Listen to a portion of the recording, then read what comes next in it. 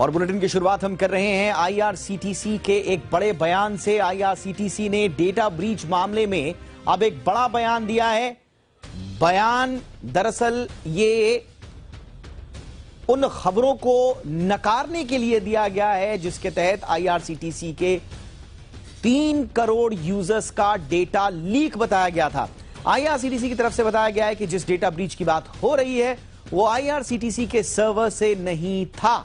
IRCTC की तरफ से कहा गया है कि सैंपल डेटा की जांच की गई और इसमें डेटा पैटर्न जो है आईआरसीटीसी की एपीआई हिस्ट्री से मैच नहीं खाती है। तो ये एक क्रूशियल जांच की गई आईआरसीटीसी की तरफ से।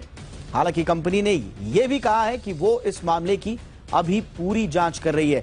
दावा दरअसल ये था कि 3 करोड़ यूजर्स का जो डेटा है वो हैक कर लिया गया है, वो डेटा यूजर्स का हैक हो गया है, इस तरह के दावे किए जा रहे थे। लेकिन अब आईआरसीटीसी की तरफ से आया है यह बयान। ज्यादा जानकारी के लिए इस वक्त अमरीश पांडे मेरे सहयोगी जुड़ चुके हैं। अमरीश, किस बिना पर आईआरसीटीसी ये कह रही है कि उनके सर्वर से ये डेटा चोरी नहीं हुआ?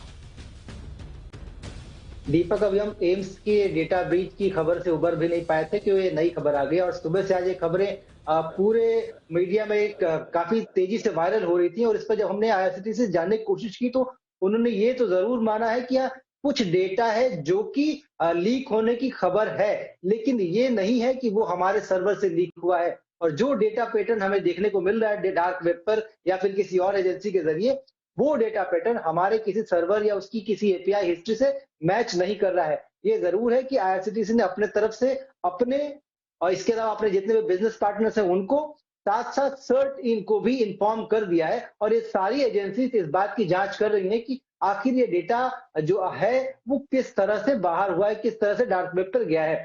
साथ साथ आईआरसीटीसी ने अपने जितने भी बिजनेस पार्टनर्स हैं उनसे भी कहा है कि जो करेक्टिव मेजर्स यानी कि जो सुरक्षा उपाय वो करते हैं किसी भी डेटा के साथ, वो क्या है, उनको एक बार रीवैल्यू करने की जरूरत है। इसके अलावा उसकी पूरी जानकारी आईआरसीटीसी ने मांगी भी उन सारे बिजनेस पार्टनर से। तो कुल मिलाकर फिलहाल अब ये खबर है कि 3 करोड़ लोगों के डेटा जिनके लीक होने की खबर अभी तक थी मीडिया में, उस पर आईआरसीटीसी ने सफाई दी है और ये साफ कहा है कि वो डेटा आईआरसीटीसी के किसी सर्वर से लीक नहीं हुआ है, लेकिन सर्ट आईआरसीटीसी और तमाम जो बिजनेस पार्टनर्स है आईआरसीटीसी के, वो इसकी जांच कर रहे हैं। और जिस तरह का डेटा है वो थोड़ा सेंसिटिव है इसलिए कहा जाता है क्योंकि यूजर्स का मोबाइल नंबर, उनका ईमेल आईडी, उनका लॉगिन आईडी, पासवर्ड, इसके अलावा और भी कुछ डेटा है जो कि क्लियर नहीं बताया जा रहा है, लेकिन वो सारे डेटा जो है पब्लिक डोमेन में यानी कि डार्क वेब पर आ चुके हैं। जी एब्सोल्युटली। तो इंडियन रेलवे के 3 करोड़ से ज्यादा यूजर्स का डेटा डार्क वेब पर बेचा जा रहा है, इस तरह की खबरें थी और मीडिया में ये खबरें आई थी